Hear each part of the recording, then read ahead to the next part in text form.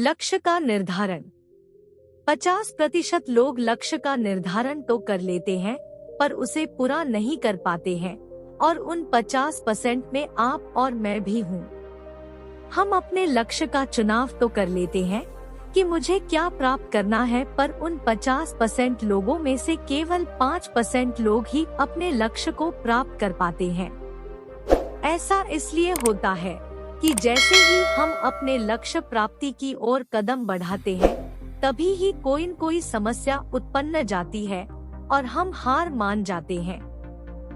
मैं भी कई लक्ष्य का निर्धारण करता हूँ, जैसे कि रात को 2 विषय का रिवीजन करूँगा, पर जब पढ़ने बैठता हूँ तो आधे घंटे में ही मन उबने लगता है और मैं लक्ष्य से वंचित रह जाता हूँ और वह लक्ष्य बीच में ही अधूरा रह जाता है। इसका समाधान इस कहानी में बताया गया है, जिसे पढ़कर आप उन 5% लोगों में शामिल हो सकते हो।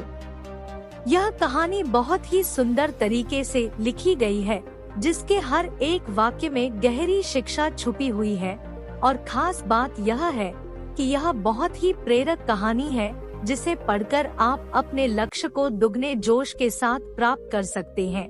और आखिर में कुछ ऐसे टिप्स भी हैं जो आपकी सफलता को 10 गुना तक बढ़ा देती है।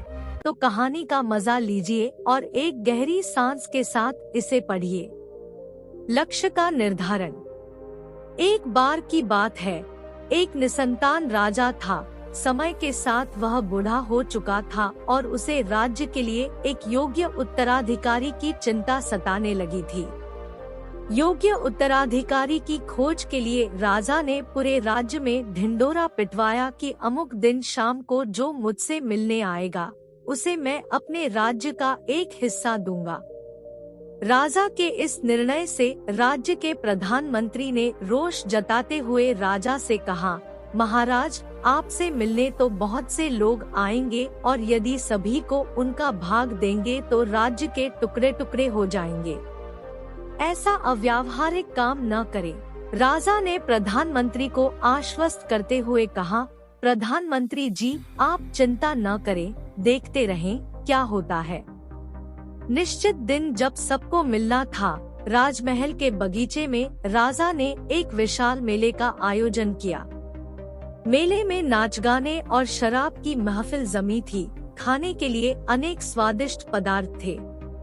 मेले में कई खेल भी हो रहे थे, जिसके कारण राजा से मिलने आने वाले कितने ही लोग नाच गाने में अटक गए, कितने ही सुरासुंदरी में, कितने ही आश्चर्यजनक खेलों में मशगूल हो गए तथा कितने ही खाने पीने, घूमने फिरने के आनंद में डूब गए। इस शाम का समय बीतने लगा, पर इन सभी के बीच एक व्यक्ति ऐसा भी था जिसने किसी चीज की तरफ देखा भी नहीं, क्योंकि उसके मन में निश्चित ध्येय था कि उसे राजा से ही मिलना है।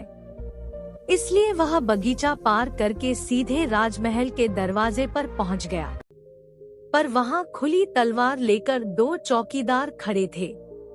उन्होंने उसे रोका, पर वह रुकने वाला कहाँ था। उनके रोकने को अनदेखा करके और चौकीदारों को धक्का मारकर वह दौड़कर राजमहल में चला गया, क्योंकि वह निश्चित समय पर राजा से मिलना चाहता था। अब जैसे ही वह अंदर पहुंचा, राजा उसे सामने ही मिल गए और राजा ने कहा, मेरे राज्य में कोई व्यक्ति तो ऐसा मिला जो किसी प्रलोभन में फंसे बिना अपने ध्येय तक पहुंच सका। तुम्हें मैं आधा नहीं पूरा राजपाट दूंगा। तुम ही मेरे उत्तराधिकारी बनोगे। वह व्यक्ति खुश हुआ कि वह जिस लक्ष्य से आया था उसका फल मिल गया। वह बिना किसी रुकावट के चक्कर में आए अपने लक्ष्य को प्राप्त करने में सफल रहा। कहानी की सीख। उस व्यक्ति का दृढ़ संकल्प की वजह से ही उसने उसके लक्ष्य पर स्थिरता बनाई रखी। यह शब्द दृढ़ संकल्प की गहराई को समझने वाला व्यक्ति अपनी मनचाही लक्ष्य को प्राप्त करने की क्षमता रखता है और प्राप्त भी कर लेता है, ठीक उस व्यक्ति की तरह। जिंदगी खेलती भी उसी के साथ है जो खिलाड़ी बेहतरीन होता है। दर्द सबकी एक से है, मगर हौसले सबके अलग अलग है। कोई हताश होकर बिखर जाता है, तो कोई संघर्ष करके निखर जाता है।